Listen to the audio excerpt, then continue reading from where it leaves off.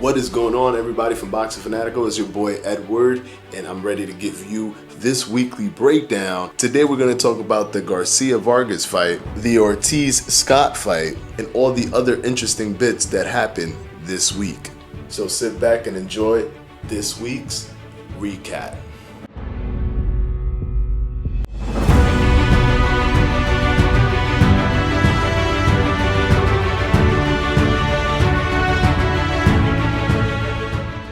So the first thing I want to start talking about before I get into everything else is Arnulfo Obando, Roman Gonzalez trainer. If you remember from last week's video, I mentioned him because he had a stroke, and because of that stroke, he was in the hospital. And in a very unfortunate turn of events, he has now been, since Monday, pronounced brain dead.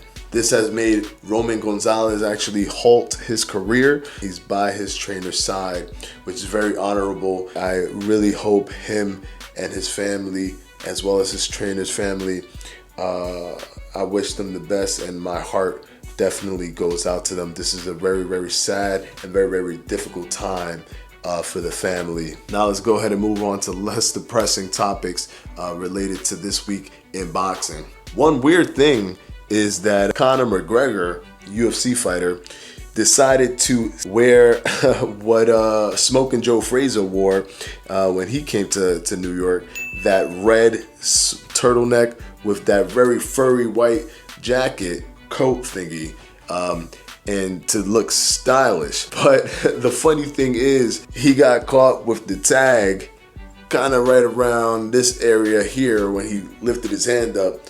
They caught him with the tag, and I'll put the picture right here. So everyone's like, what are you doing, Conor? That is obviously not your purchased item. It's either stolen or rented. One of the two. You kind of take the tags off when you buy them, especially if they're in there. There's nothing stylish about that. Just wanted to touch on that. Don't really want to relate it to UFC, but because Smoking Joe was kind of put in there, I added it to this weekly recap. Another thing that came out is Andre Ward was asked a question about what his strategies are, marketing and promoting himself. And he said something very interesting. He said everyone out there nowadays, well, I guess with the American fighters mainly, are trying to be like Floyd Mayweather. And he understands why they would want to be like Floyd Mayweather, because he was very successful, the most successful financially in the sports history. So he gets the concept of why someone would want to act that way. But he does not want to be the person that wears that black hat proudly and acts as a villain. He wants to be himself. He's a very faithful person and someone that wants to lead by example whenever he's on screen, and is not willing to sacrifice that image just to promote a fight. And he did it the very rugged and tough way by simply winning when it mattered. Another very troubling situation for premier boxing champions is famed advisor Al Haymon. Right now, he's been caught in some deep waters because it has been proclaimed by his lawyer that he indeed is a manager and not just an advisor. Now, this throws a big wrench in the entire Premier Boxing Championships because the Ali Act can kind of have more weight now to take him down. If you don't know, the Ali Act was put into place to stop people from financially having an advantage by being both your manager and your promoter, which can be the seeds of a monopoly within the boxing community. That's something that Golden Boy Promotions is pushing to ensure stops Al Haymon from continuing his practices. But even though he mentioned that he is a manager, Al Haymon has a counter argument that a promotional team cannot actually tell him that he is infringing on the Ali Act. So hopefully all of this gets cleaned up. I personally like Premier Boxing Championships and what it brings to the sport. But you know, the behind the scenes things might mess a lot of things up, might muddy the waters between promotional companies. That is something that needs to be fixed. And now Sir Inoue, the Japanese sensation from the flyweight division, will be fighting this December 30th. It appears that this is a annual thing with him. He loves to fight on December 30th. That is his date. He did it last year. He did it the year before that. He always fights December 30th. He is recovering from an injury, but now he's going to fight Kano, which seems to be a solid fighter. I want him to go in that fight. I want him to win that fight so that we can start setting up the fight with Roman Gonzalez. And of course, after Roman Gonzalez settles everything with the situation that he's in right now that's very sensitive, then we can start to move into the direction of talking about Inoue versus Gonzalez. Also in news, I guess, Timothy Bradley and Miguel Cotto appear to want to fight each other. Is it interesting? Not even. I don't even think it's to the level of interesting. I think it's just some sort of a novelty thing where it's like they were part of that little era where it was Cotto and Bradley and Pacquiao and Floyd and Canelo and kind of, you know, Marquez, but Bradley and Cotto never fought each other. So Cotto fought Pacquiao and Canelo and Mayweather, and Pacquiao fought Mayweather and Cotto and all of that. So let's just get Bradley versus Cotto, I guess, to quench someone's thirst. I don't know. Do I care about that fight? No, not really, not at all. Am I gonna watch it? It better be free. I'll tell you that much. Ain't paying for that. Also, if you haven't seen it yet, in the Wilfredo Vasquez versus Juan Manuel Lopez fight, Lopez beats Vasquez, but then proceeds to go ahead and fight his trainer Rivera. And there you have it. That's it. That's it. And they're brawling. Now fighting his brother, his trainer. And now it's getting... It is one of the most hilarious things in boxing this year, in which when he approached Rivera, clearly in a threatening manner, ready to swing, actually swinging at him, Rivera caught him with a really clean right hook. Yes, the trainer rocked the boxer live in front of thousands of people. Juan Manuel Lopez, what are you thinking? What is in your mind? This is the guy that in a post-fight interview, when he was rocked multiple times, where the stoppage was so justified that he went ahead and said, hey, this referee is corrupt. He's doing it because he's betting and he wants to make some money. What is wrong with you? He has so much potential to be good. I don't want to say great because this guy got rocked in every fight. Funny thing is, until Rivera rocked him, I was like, wait a second, this ain't a Lopez fight until Lopez gets rocked. Oh, there it is. Okay, good. This is a Lopez fight now. Yeah.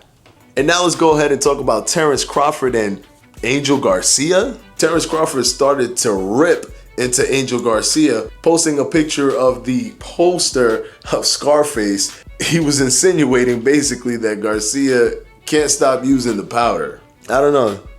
Does he look like he's coked up? Yeah? Let's roll some footage. Random footage I select. Saka. I'ma saka you. But all these people never shared blood for this goddamn country. Nobody give them image. Nobody give them support. My family shared blood for this country. In Desert Storm, Vietnam, Korea. All these motherfuckers, excuse the words, come overseas and get all this red carpet. Yeah, he's coked up. Yeah. Wow. So I don't know, maybe he's doing this to lobby a fight with Danny Garcia, but Angel, if you put yourself in the public eye like that, man, people are going to target you. That's just how it is. And this past Thursday, I gave you the most respected fighter segment, and I picked Kell Brook. And guess what Kell Brook is now about to do? He's about to stay at 147 so that he could defend his title against Errol Spence Jr. He just keeps on proving it and just keeps on proving it. This guy is the most respected fighter right now.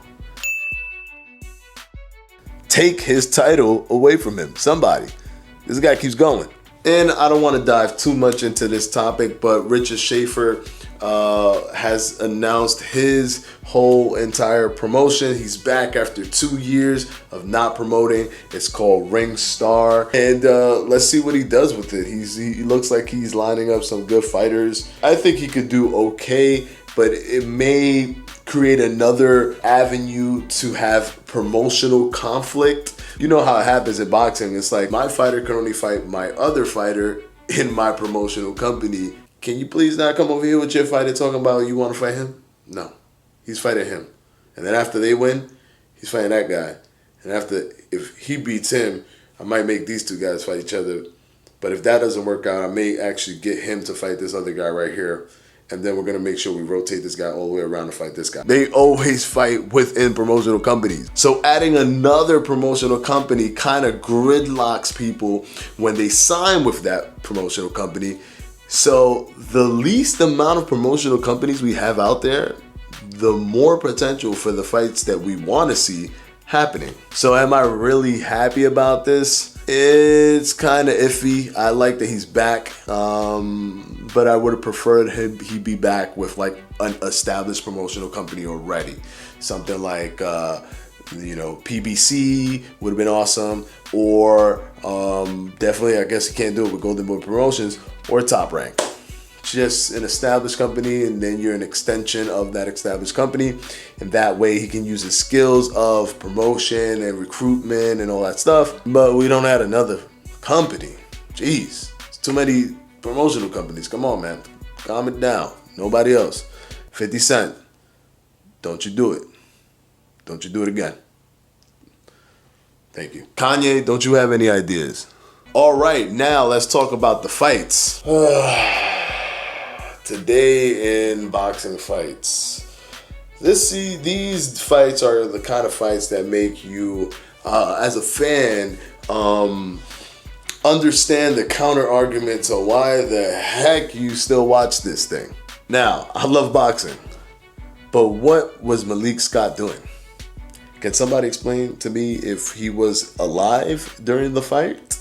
Was he conscious? Did he understand what was happening? Did he know that he was in a fight? Because this guy was just getting touched and falling, just grabbing. This was the worst performance I've ever seen in my life. Maybe not in my life. Maybe I'm going too far. Maybe I'm not, because what the heck was that? Ortiz won in the biggest snooze fest of all time, just behind Tyson Fury and Vladimir Klitschko. But geez Louise, man, this was bad. Right now, I just want to see something like Ortiz versus Anthony Joshua, or Ortiz versus Deontay Wilder. Those are the fights that need to happen. But it looks like we're going towards that path, so can't be too bad. Glad this fight is over though, for sure. And the Danny Garcia fight. So boy, is it a good time to be a boxing fan. So I'm not really gonna get too mad about this, to be honest. I just wanted to get this fight out the way so that we can get what we saw in that post-fight interview. Ooh, yes! He was like, if you want me to beat his, I'm gonna do it right. We can do it now. We can do it right now. And Keith Thurman was like, hey, listen, buddy. Come here. I ain't no cherry. I ain't one of these cherries. I'm not no cherry. And then you could see Danny get a little mad, so it was kind of funny because he was right. He's always cherry picking. So basically, Keith made a good joke. But how good is that fight gonna be? I cannot wait for March. Like, this is gonna be a great fight, a really, really good fight. So mark that on your calendars, guys. March 4th, it's going down. And that's all I got for this week, guys. Make sure to come back next week for the Boxing Weekly Recap, where I break down that week in boxing, put it in this format, and deliver it for your viewing pleasure. Also, don't forget, every Thursdays I am here for segments where I can basically talk about whatever I want in relation to boxing. Have a good one. See you on Thursday. Peace.